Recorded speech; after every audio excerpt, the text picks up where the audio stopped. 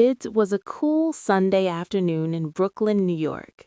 The city was alive with noise, cars honking, people chatting, and music drifting from small cafes along the sidewalks. Street artists were painting colorful portraits, while tourists walked around capturing every moment with their cameras.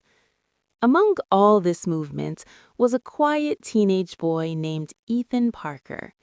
Ethan was 16 years old and had always been the curious type. While most kids his age spent their time playing video games or scrolling through their phones, Ethan loved exploring the city. New York was full of surprises, and Ethan believed every street had a story hidden somewhere. That afternoon, Ethan was walking home after visiting a small bookstore. As he passed through a narrow street between two tall buildings, something unusual caught his attention. There, in the corner of a small alley, stood a strange-looking food cart. It wasn't like the ordinary hot dog carts found across New York. This one looked different. The cart was painted with deep blue and silver colors that shimmered softly in the sunlight. Tiny lanterns hung from its edges, glowing gently even though it was still daytime. On the front of the cart was a wooden sign that read, "One bite, one surprise." Ethan slowed down. He had walked past this alley many times before, but he had never seen this cart. Curious, he stepped closer. Behind the cart stood an elderly man with bright eyes and a friendly smile. He wore a long apron and a small hat that looked slightly too big for his head. "Welcome, young explorer," the man said warmly. Ethan blinked. "Explorer?" "Yes," the man chuckled. "Anyone who stops here is someone looking for something new." Ethan looked at the menu board. Surprisingly, it had only one item written on it. Mystery cookie, $1. "That's it?" Ethan asked. The man nodded. "One bite. That's all it takes." Ethan laughed lightly. "What happens after one bite?" The man leaned forward slightly and whispered, "You see the world a little differently." Ethan wasn't sure if the man was joking, but his curiosity got the better of him. He pulled out $1 and placed it on the counter. The man handed him a small, warm cookie wrapped in golden paper. Ethan shrugged and took a bite. For a moment, nothing happened. Then suddenly, the sounds of the city changed. The loud traffic noise faded into the background, replaced by soft echoes and gentle whispers of wind. Ethan looked around in surprise. The alley didn't look the same anymore. The walls seemed brighter, almost glowing slightly, and the ground beneath his feet shimmered like tiny stars hidden in the cracks of the pavement. "Okay, that's weird," Ethan murmured. Then he noticed something even stranger. A small gray pigeon landed nearby, and instead of the usual cooing sound, Ethan heard a tiny voice. "Nice day for flying," the pigeon seemed to say. Ethan froze. Did that bird just talk? The pigeon tilted its head and flew away. Ethan's heart started racing. He looked around again. A newspaper lying on the ground slowly lifted into the air and flipped its pages as if an invisible reader was browsing through it. A nearby streetlight bent slightly forward, almost like it was greeting him. Ethan couldn't believe what he was seeing. "This has to be a dream," he said. But everything felt real. He walked deeper into the alley, following faint glowing lines on the ground that looked like tiny rivers of light. As he moved forward, the world continued to surprise him. A soda can rolled past him, humming a cheerful tune.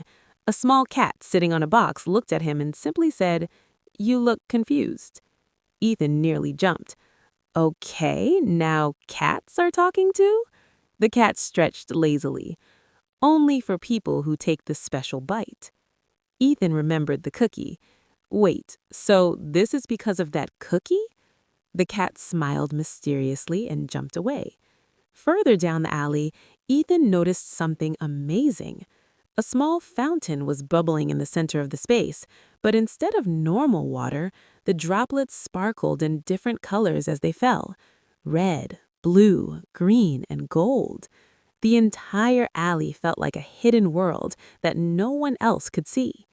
People were walking on the main street just a few meters away, completely unaware of the magic happening here. Ethan felt excited. For the first time in his life, the ordinary city felt extraordinary. But just as he was enjoying the moment, a calm but serious voice echoed behind him. "That's far enough." Ethan turned around. Standing at the entrance of the alley was a tall woman wearing a dark coat and glasses. She looked very official.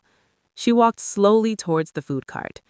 "Mr. Oliver," she said firmly, looking at the old man behind the cart, "you know the rules." The old man sighed softly. "Yes, I do." The woman crossed her arms. "Magic is not supposed to be used in public areas, especially not in a city like New York." Ethan looked confused. "Magic? So this is real?" The woman glanced at Ethan for a moment. "Don't worry," she said calmly. "The effect will fade soon." Ethan felt slightly disappointed. He had just discovered something incredible. The old man looked at Ethan and smiled kindly. "Before it fades," he said, "remember what you saw." Ethan nodded slowly. The old man continued, "The magic wasn't really in the cookie. The cookie just helped you notice the magic that already exists around you." Ethan thought about that. Maybe the world had always been full of small wonders, but people were just too busy to see them. The woman raised her hand gently. With a soft wave, everything returned to normal. The glowing lines disappeared. The fountain became ordinary water. The alley looked plain again. Even the strange sounds vanished. Ethan stood quietly. The magic of the cookie was gone, but something inside him had changed. When he stepped back onto the busy Brooklyn street, everything felt different. He noticed a little kid laughing while chasing bubbles. He smelled fresh pizza from a nearby shop. He saw sunlight reflecting off the windows of tall buildings. Things that once felt ordinary now seemed special.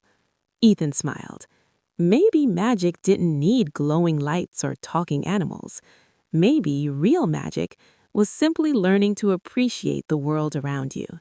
As he walked home, he looked back once more. The alley was empty. The mysterious cart was gone. But Ethan knew one thing, for sure. Somewhere in New York City, the cart would appear again, waiting quietly for the next curious person brave enough to take one mysterious bite.